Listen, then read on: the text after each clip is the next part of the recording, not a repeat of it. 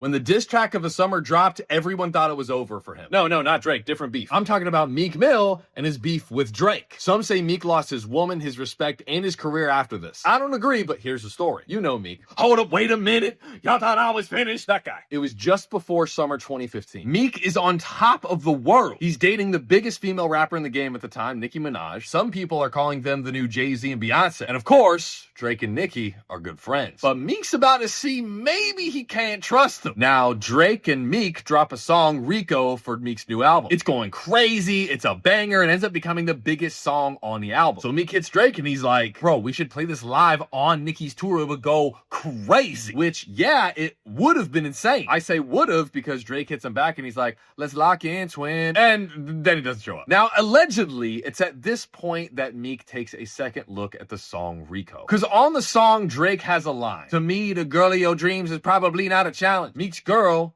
is Nicki, and Dream Chasers is his label. So Meek's like, who, you talking to me? On my own song?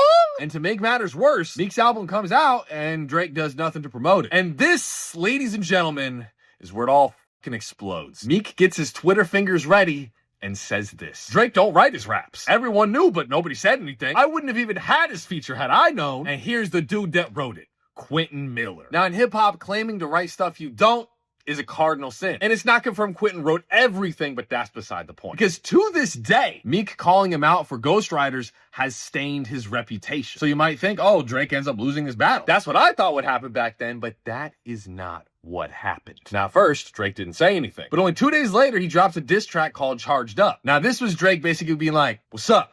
Do something. Nothing insane yet, but he had picked up the pen and stepped into the ring. So then Meek says nothing. It was crickets. Remember, he's still on his Girls World Tour. And it was at this point that Drake maybe made the best move of his entire career. He drops another track called Back to Back. Not only does this attack Meek at all the right angles, it slaps. It's a summertime anthem. But then Meek finally says, enough. It's time to get my get back. Now you have to remember, at the time, Meek had everything on paper that it would take to defeat Drake. But finally, Meek drops, and yeah, that shit flops. And besides the point, it was already too late. Drake had hit you with literally back-to-back tracks, actually had great angles, so much so it pushed past the ghostwriting jab. But the story isn't over here. You see, Nicki ends up leaving Meek. Allegedly, his label then tells him to not drop any more music, and people were saying they were losing respect for him. And to top it all off, Meek gets arrested on some BS charges. Now, this sounds like the end, but thankfully, this is where things turn around for Meek. The community speaks out on the BS charges. He eventually gets out of prison. Then, the unthinkable happens. Meek and Drake squash the beef and come back with their song together,